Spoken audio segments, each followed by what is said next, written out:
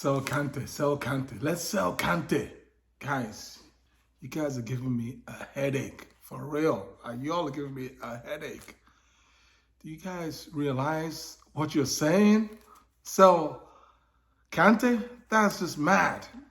It's ludicrous. Guys, before I continue, please subscribe to this channel. Hey, listen, let's move on.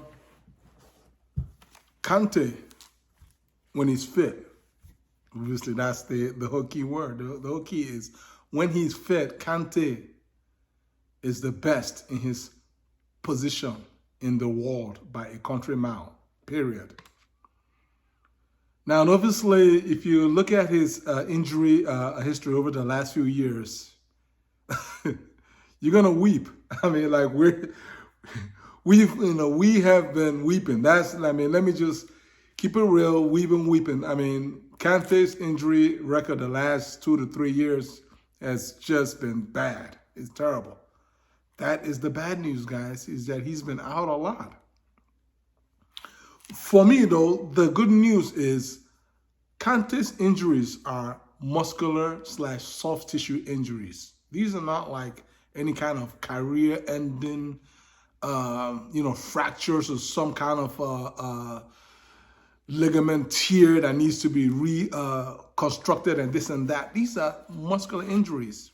And these are injuries that we know how and why he's been falling prey to all these injuries. And the reason is because our coaches, let's keep it real, guys, our coaches, our managers, whether it be Frank Lampard, whether it be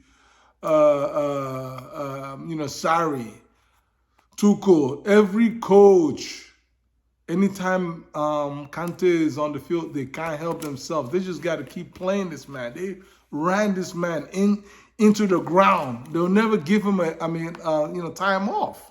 And guys, as my people say back home in Nigeria, body no be firewood.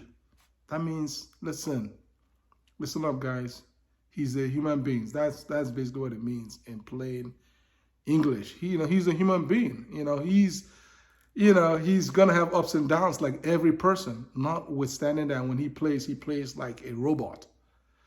So, what am I saying here? What I'm saying is there's good news and there's bad news. The bad news is obviously what we know, which is Kante is injury prone. That's the bad news. But the good news is the injuries are not career-ending injuries. These are soft tissue injuries that can be managed with proper sports medicine doctors that Chelsea should have. Our Chelsea doctors should look themselves in the mirror and ask themselves, why can't you all keep Kante on the pitch? Then the coaching staff of Chelsea should look themselves in the mirror, them along with the doctors. Why can't the two of you put your heads together and say, you know what, this is the workload that this man can handle. Okay, the doctors are gonna patch him up, get him ready, and then from the training ground, you manage his workload. Kante plays at only one speed. So it's up to the manager to dial him down so that they can manage him, so he'll be ready for the actual games that the club needs him to play for. And I'm saying this why? Because Kante is going to be free. He's going to be available on a free transfer next summer. And the guys, I don't care what you all say. Chelsea, sell him, he's injury player, blah, blah, blah. At the end of the day, if Kante is free on the market, all of the biggest clubs are going to line up and one of them is going to sign him. And guess what? They're going to sit down with Kante.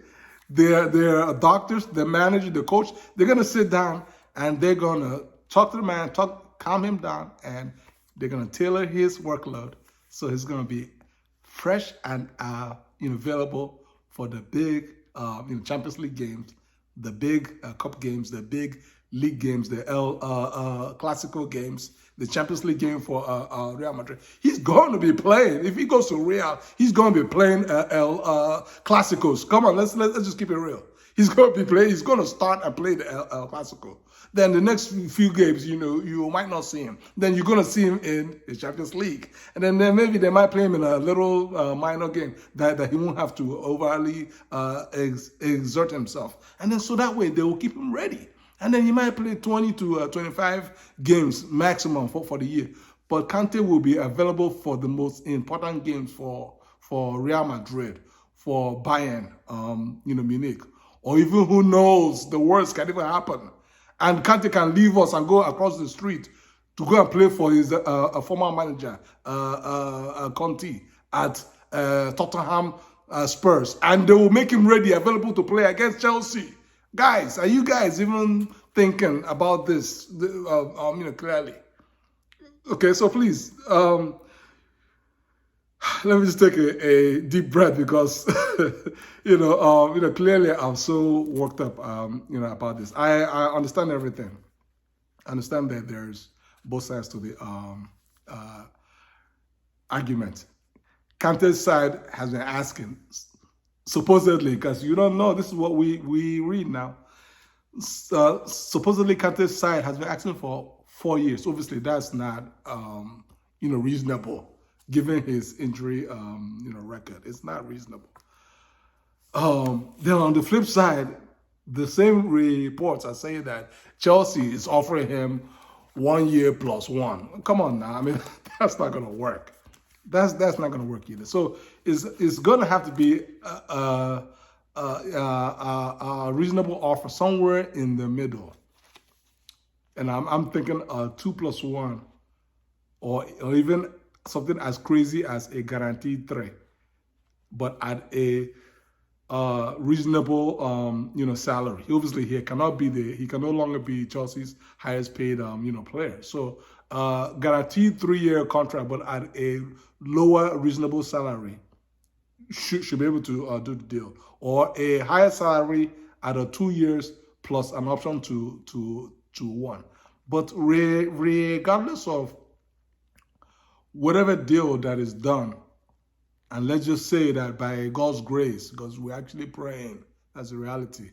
I don't know about you, but I'm praying that Chelsea holds on to Kante. I don't care if he's walking on one leg. I mean, Kante, 70. Remember what Sarri said. 70% Kante played against Arsenal in Europa Cup finals. Chelsea won the game 4-1. He was only at 70%. And Kante was voted man of the match. That same Kante, by the way, was man of the match in the Champions League, finals. Guys, the proof is in the, it's up to us what we want. If we want to keep, struggling with, these, younger players who need time to grow, then just be aware that it is what it is. You're just going to have to be patient. It's going to be painful growth. But what I'm saying is, given that Todd Bowley and his crew have had about 300 million just this summer alone to throw around at all sorts of players, both good and both half-baked players, plus including the half-baked Gordon that they wanted to pay like 60 million from Everton. If we get that money, then why not spend some little money to secure Kante for 20 games, 20 to 25 games a season, and secure Chelsea's chances of winning some big trophies. This for me is a no-brainer. It's a no-brainer, guys. I hope this makes sense to you guys. Either way, please comment below, like this channel, share this video, and subscribe to my channel. Take care. God bless you all. Peace. Hi guys, subscribe today and I'll make you an offer you can't refuse. 3 to 5 Chelsea videos daily.